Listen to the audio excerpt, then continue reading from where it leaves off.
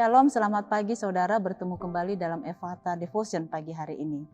Sebuah berita nyata terjadi tentang seorang perempuan terbunuh oleh mantan pembantunya sendiri.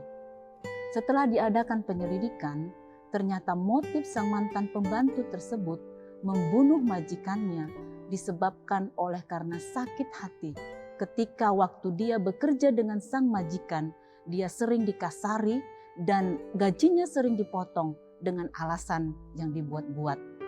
Berita ini bisa kita simpulkan sesuatu yang jahat dibalas juga dengan kejahatan.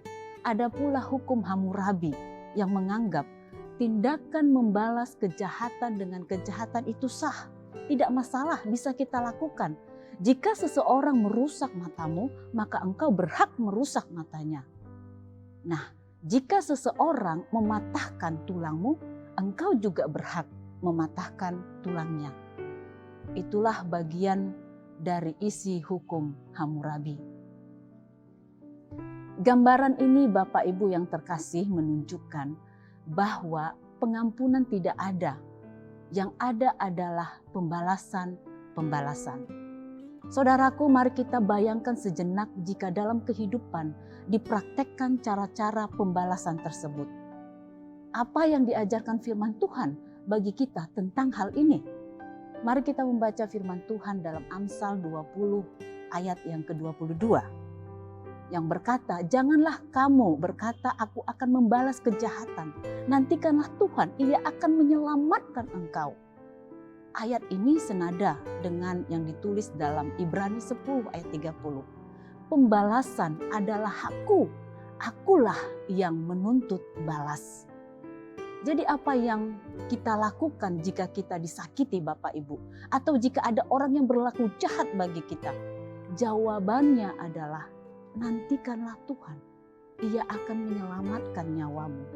Artinya kita menyerahkan kepada Tuhan. Jangan membalas. Lihat apa yang Tuhan kerjakan dalam hidup kita. Nantikan saja.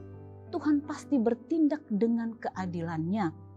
Ya, Tuhan tidak pernah tidur saudara. Ia menyaksikan segala kehidupan yang kita lakukan. Bapa di sorga menginginkan kita hanya menantikan Dia. Sebab pembalasan adalah haknya Tuhan. Saudara Yusuf ketika mengalami kejahatan yang dilakukan oleh saudara-saudaranya, ia tidak membalas. Dan hasilnya Tuhan memberkati hidupnya Bapak Ibu. Saudara-saudaranya datang menyembah Yusuf. Tidak ada niatan baginya untuk menyombongkan diri atau membalas kembali kejahatan yang diterimanya.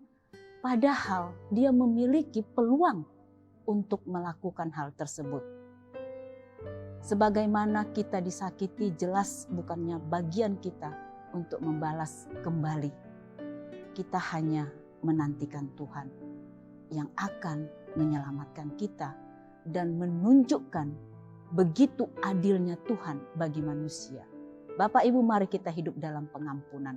Nantikanlah Tuhan, maka Tuhan akan menyelamatkan kita.